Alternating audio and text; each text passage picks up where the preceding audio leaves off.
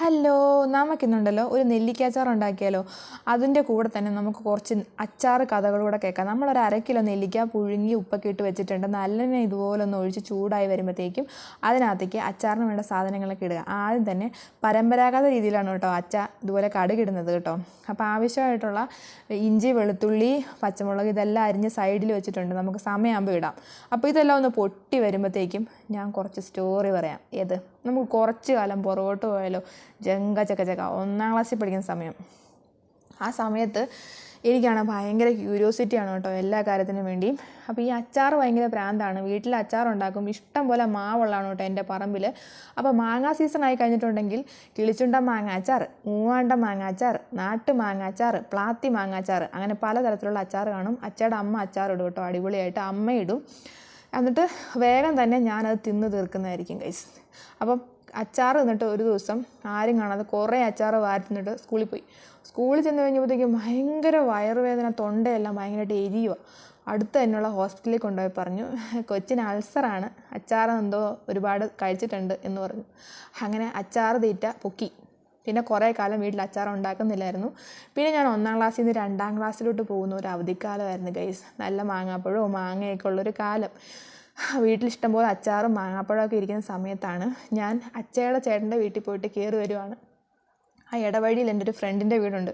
അപ്പം ഞാൻ അവിടെ നിന്ന് അതിനെ കുക്കു എന്ന് വിളിച്ചു. നോക്കുമ്പോൾ അവരുടെ വീടിൻ്റെ വീട്ടിൽ ഒരു ജർമ്മൻ ഷെപ്പേർഡ് വലിയ 2 പട്ടിയെ കുളിപ്പിക്കുന്ന സമയമാണ് കേട്ടോ.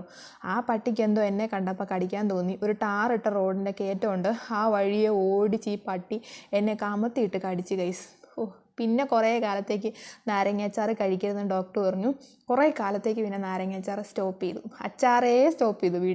വീട്ടിൽ ഏറ്റവും കൂടുതൽ അച്ചാർ ഭ്രാന്ത് എനിക്കാണ് ഗൈസ്. ഇപ്പോഴും അങ്ങനെ തന്നെയാണ്. പിന്നെ അങ്ങനെ കുറേ കാലം മുമ്പോട്ട് പോയിട്ട് ഞാൻ 8ാം ക്ലാസ്സിലെത്തി. ആ 8ാം ക്ലാസ്സിൻ്റെ അവധിക്കാലത്ത് മോഡൽ എക്സാമിൻ്റെ അന്ന് എന്നെ പാമ്പ് കൊത്തി. ഇതൊക്കെ ഉള്ളതാണേ. എക്സാം പഠിച്ചുകൊണ്ടിരിക്കുന്ന സമയത്ത് കുറച്ച് മടുപ്പ് വന്നു. അപ്പോൾ പറമ്പിൽ പോയിട്ടൊരു പേരയ്ക്ക കഴിക്കാമെന്ന് വിചാരിച്ചു. പറമ്പിൽ കയറി ചെന്ന് പേരയിലോട്ട് നോക്കി കയറി ചെന്നാണ് നോക്കുമ്പോൾ ഒരു പാമ്പിൻ്റെ നടുവിന് കയറി ചവിട്ടി. നോക്കുമ്പോൾ എന്തോ ഒരു മുള്ളു കൊണ്ട പോലെ. തിരിഞ്ഞു നോക്കുമ്പോൾ എൻ്റെ കാലിൽ 4 കുത്തുണ്ട് കേട്ടോ. നോക്കുമ്പോൾ എൻ്റെ കാലിൻ്റെ ചോട്ടിൽ നിന്ന് ഒരു പാമ്പ് എഴഞ്ഞു പോവുക. ആ കഥയൊക്കെ ഞാൻ പിന്നെ പറയാം കേട്ടോ. അങ്ങനെ വൈദ്യൻ എന്നോട് പറഞ്ഞു, കുറേ കാലത്തേക്ക് അച്ചാറൊന്നും കഴിക്കരുത്. ഈ പാമ്പൊക്കെ കടിച്ചു കഴിഞ്ഞിട്ടുണ്ടെങ്കിൽ നമുക്ക് ഭയങ്കര ലൈറ്റ് ഫുഡാണ് തരുന്നത് കേട്ടോ. എരിവ്, ഉപ്പ് അങ്ങനത്തെ ഒരുപാട് അടങ്ങിയ ഭക്ഷണങ്ങൾ നമുക്ക് തരത്തില്ല. ഉപ്പില്ലാത്ത കഞ്ഞി, ചുട്ട പപ്പടം, ഉപ്പില്ലാത്ത തോരൻ, ഇതൊക്കെയാണ് നമുക്ക് തരുന്നത് കേട്ടോ. അങ്ങനെ കുറേ കാലം വീണ്ടും അച്ചാറിനെ ഉപേക്ഷിച്ച് ഞാൻ മുമ്പോട്ട് നടന്നു പോയി ഗൈസ്. അങ്ങനെ ഒരുപാട് കഥകളുണ്ട്. ഇപ്പോഴാണെങ്കിലും ഓഫീസിൽ എല്ലാ ദിവസവും അച്ചാറുണ്ടായിരിക്കും. ആഷ്നയുടെ അമ്മ അച്ചാർ കൊടുത്തുവിടും. കൂത്താട്ടുകുളം അച്ചാർ കേട്ടോ, അടിപൊളി. അതുപോലെ തന്നെ ഹരിതയുടെ അമ്മ പത്തനംതിട്ട അച്ചാർ, പിന്നെ കോട്ടയം അച്ചാർ നിധിയുടെ അമ്മ കൊടുത്തുവിടുന്നത്. ഇപ്പോഴാണേലും അങ്ങനെ തന്നെയാണ് കേട്ടോ. ഈ സ്പൈസി ആയിട്ടുള്ള സാധനങ്ങൾക്കും എൻ്റെ വിദ്യാർത്ഥി ജീവിതമായിട്ട് വേറൊരു ബന്ധമുണ്ട്. അതും കൂടെ പറയാം. പണ്ടുണ്ടല്ലോ, ഞാൻ 7 വയസ്സിലാണ് ഒന്നിച്ചേർന്നത്. അതിന് മുമ്പ് എഴുതാനും വായിക്കാനൊക്കെ ഭയങ്കര മടിയായിരുന്നു. ഒരക്ഷരം പോലും പറഞ്ഞു തന്നാൽ എഴുതത്തില്ല. ഭയങ്കര തലതെറിച്ചാൽ ഞാൻ വാശിയും ദേഷ്യമൊക്കെ ആയിട്ടിരിക്കുമ്പോൾ അതിലും ദേഷ്യവും വാശിയൊക്കെ ഉള്ള പിതാജി എന്നെ പഠിപ്പിക്കാൻ വേണ്ടിയിരിക്കും. ഇതാണ് ആ പിതാജി. ഇപ്പോഴത്തെ സ്വഭാവമൊന്നും അല്ല കേട്ടോ, ഭയങ്കര കലിപ്പായിരുന്നു. കുറേ സ്ലേറ്റൊക്കെ എറിഞ്ഞ് പൊട്ടിച്ചിട്ടുണ്ടെന്നാണ് പറഞ്ഞത്. ഞാൻ പറഞ്ഞാൽ കേൾക്കാത്തതുകൊണ്ട് ലാസ്റ്റ് അമ്മ വന്നിട്ട് എന്നോട് പറഞ്ഞു, നല്ല പഴുത്ത പച്ചമുളക് വായി തേച്ച് വെക്കും, വേഗം എഴുതിക്കൊള്ളാൻ പറഞ്ഞു. അങ്ങനെ ഞാൻ തറ, പറ, ആന, ആടെന്നൊക്കെ എഴുതി സെറ്റായി. വായിക്കുന്നു അതുപോലെ തന്നെ പഴയ പത്രമൊക്കെ വായിപ്പിക്കും ഇതേ പറഞ്ഞിട്ട്. അങ്ങനെ ഞാൻ മിടുക്കിയായിട്ട് വളർന്നു ഗൈസ്. പിന്നീട് അങ്ങോട്ട് മലയാള ഭാഷയാണ് എനിക്ക് ഏറ്റവും ഇഷ്ടം. വായിക്കാനും എഴുതാനും എല്ലാം. ഒരുപാട് കോമ്പറ്റീഷൻസിനും ഒക്കെ പോകുമായിരുന്നു കേട്ടോ. അങ്ങനെ നമ്മൾ കഥ പറഞ്ഞ് സമയം പോയത് അറിഞ്ഞില്ല. അച്ചാർ റെഡി ആയിട്ടുണ്ട്. ബോറൊന്നും അടിച്ചില്ലല്ലോ അല്ലേ? നെല്ലിക്കച്ചാർ റെഡി ആയിട്ടുണ്ട്, ഈസി ആയിട്ട്.